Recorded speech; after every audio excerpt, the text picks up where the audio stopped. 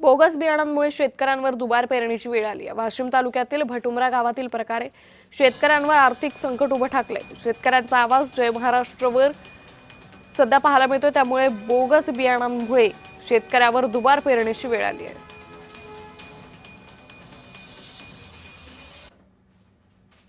जिल्ह्यामध्ये मध्यम स्वरूपाचा पाऊस झाल्यानंतर जवळजवळ जिल्ह्याभरात 88% पेरण्या पूर्ण झाल्या आहे। मात्र आता वाशिम जिल्ह्यातील शेतकरी या ठिकाणी अडचणीत आल्याचं चित्र या ठिकाणी दिसून येते। आपण जर बघितलं तर शेतकऱ्यावर बोगस बियाणं आल्यामुळे या ठिकाणी दुबार पेरणी करण्याची वेळ या ठिकाणी आली आहे। आपण या ठिकाणी बघू शकता, मी सध्या वाशिम जवळ असलेल्या भटुमरा या गावामध्ये, आणि या गावामध्ये अनेक शेतकऱ्यांनी आधी पेरणी केली होती, त्यानंतर त्याची उगवण क्षमता कमी असल्यामुळे, पेरलेलं उगवलंच नसल्यामुळे त्या ठिकाणी आता शेतकरी या ठिकाणी अडचणीत आल्याचं चित्र आपल्याला दिसून येते।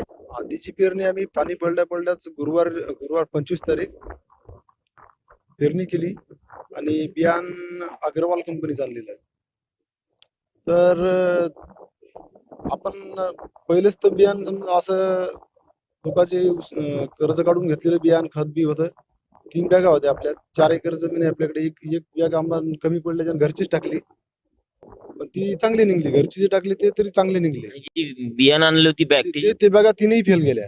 कोणतं बी बियाणे घ्या, कोण्या कंपनीचं घ्या, ते फेलच आहे।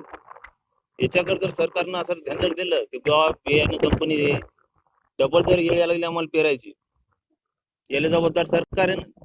याने जर कंपनीवर लक्ष दिलं, जर शेतकऱ्याचं बियाणे फेल नाही गेलं तर आम्हाला डबल पेरणी करायची येत नाही। आज रोजी जर एका एकराला जर पेरणी करायची म्हणलं तर 25,000 रुपये खर्च यायला लागला।